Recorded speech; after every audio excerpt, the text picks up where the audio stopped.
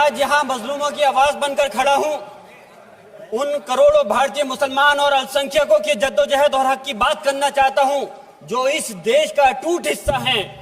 मेरे अल्फाज बंटवारे के नहीं बल्कि इत्तेहाद के हैं। मेरे अल्फाज मायूसी के नहीं बल्कि एक उम्मीद के हैं। ऐसी उम्मीद जो कि हमारे इस देश को जोड़ना चाहती है।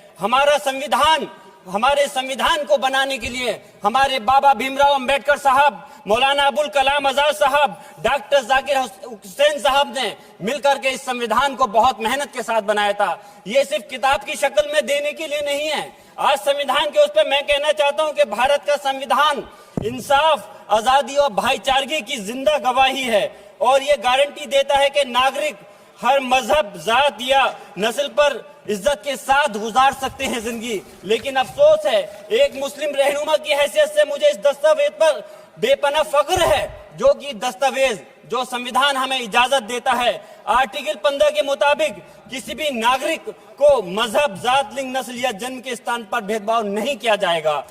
आर्टिकल 19 में बोलने के, अभिव्यक्ति की आजादी का हक दिया गया है जो कि हमारे अधिकारी को हक की आवाज को छीनने का आप काम कर रहे हैं। आर्टिकल 25 अपने मजहब को मानने और उस पर अमल करने की आजादी देता है।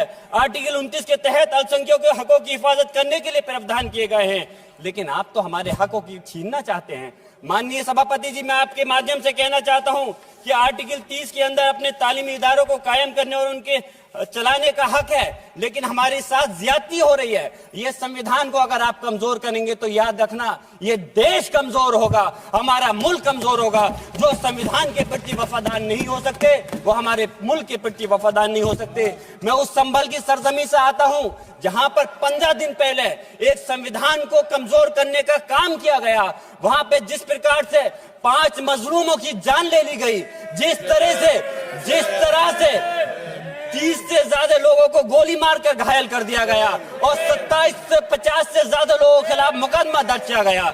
मैं पूछना चाहता हूं माननीय सभापति जी, मैं सांसद हूं, मैं अपने मुकदमे का मैंने कहा था मुझे डर नहीं है। मेरे खिलाफ मुकदमा लिखा गया, मैं वहां मौजूद नहीं था और ये मुकदमा जो हमारे चाहे विपक्ष के सांसद हो या सत्ता पक्ष के सांसद हो, आप याद रखिए जनता की आवाज हो, जनता के बीच में जाकर के आपके जवाबदेही बनती है। और मैंने अपनी जनता को आवाज को उठाने का काम किया तो क्या गलत किया था? माननीय सभापति जी, सिर्फ इस बुनियाद पे मुकदमा लीजिए गया। आज मैं आपको बताना पॉइंट पे बोल रहा हूँ, संविधान पर ही बोल रहा हूँ माननीय सभापति जी। आज मैं चाहता हूँ उन लोगों को इंसाफ मिलना चाहिए जिन्होंने ज्यादती की है, उनको सजा मिलनी चाहिए। और आज एक इमाम को सिर्फ इसलिए गिरफ्तार कर लिया गया संभल के अंदर कि सिर्फ उन्होंने अजान लाउड स्पीकर से दे दी थी।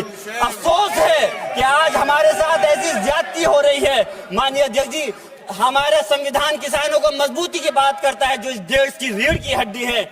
130 किसान जो 10 दिन से ज्यादा समय से जेल में बंद हैं, आप किसानों को हक नहीं दे पा रहे तो किसको हक देने का काम करोगे? मैं अफसोस करता हूँ आज पूरे प्रदेश और मुल्क के अंदर जिस तरह से हमारे लोगों की हिफाजत नहीं की जा रही। एक मॉब लिंचिंग सिर्फ धर्म के नाम पर, अगर कोई मुस्लिम है, ओबीसी है या पिछड़ा समाज का, एससी समाज का है तो नाम पूछ करके उसकी हत्या कर दी जाती है। बुलडोजर चलाए जा रहे हैं। हेट स्पीच, अगर कोई हम कुछ बोलते हैं तो हेट स्पीच करके मुकदमा दर्ज कर देते हैं। और जो हमारे धार्मिक आका हमारे सल्लल्लाहु अलैहि वसल्लम की शान में गुस्ताखी करता है उनके खिलाफ कोई कार्रवाई नहीं। मेरे पास समय कम है इसलिए तेजी के साथ में मुझे बोलना पड़ रहा है। माननीय सभापति महोदय जी, ये सवाल बंटवारे का नहीं बल्कि हम वतनों के लिए जिनका जमीर मर गया है उनके जमीर को जिंदा करने के लिए है। हम चाहते हैं इस देश की आजादी, हमारी देश की, सभापति जी बस मैं अपनी बात खत्म कर रहा हूं, 1 मिनट।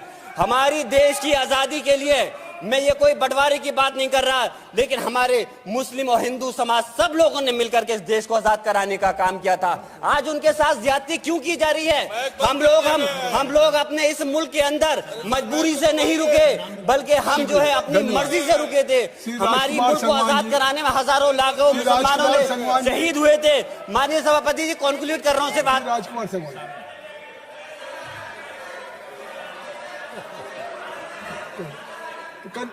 आप कंक्लूड करें ना, आप कंक्लूड कर ले। माइक शुक्रिया माइक है आगे। शुक्रिया माननीय सभापति जी। डिम्पल माइक मैं आ एक गया। मुस्लिम और अल्पसंख्यक रहनुमा के तौर पर मैं अपनी बिरादरी के लिए खास हक के मुताबिक नहीं करता। मैं सिर्फ ये चाहता हूं कि आईना के बाद संविधान के मुताबिक हर नागरिक के लिए जो वादा किया गया उसे पूरा हो, हुकूमत से कमजोर की हिफाजत को यकीनी बनाए और नफरत फैलाने वालों को सजा दे। और मैं अपनी बात इस शेर के साथ खत्म करना चाहता हूं जो कि हबीब जालिब का शेर है। ऐसे जुल्म सुबह बेनूर को मैं नहीं मानता, मैं नहीं जानता, मैं भी खाइफ नहीं तख्ताए दार से, मैं भी मंसूर हूं कैदो अगयार से, क्यों डराते हो जिंदान की दीवार से, जुल्म की बात को जहल की रात को मैं नहीं मानता, मैं नहीं जानता। श्री राजकुमार संगवान जी।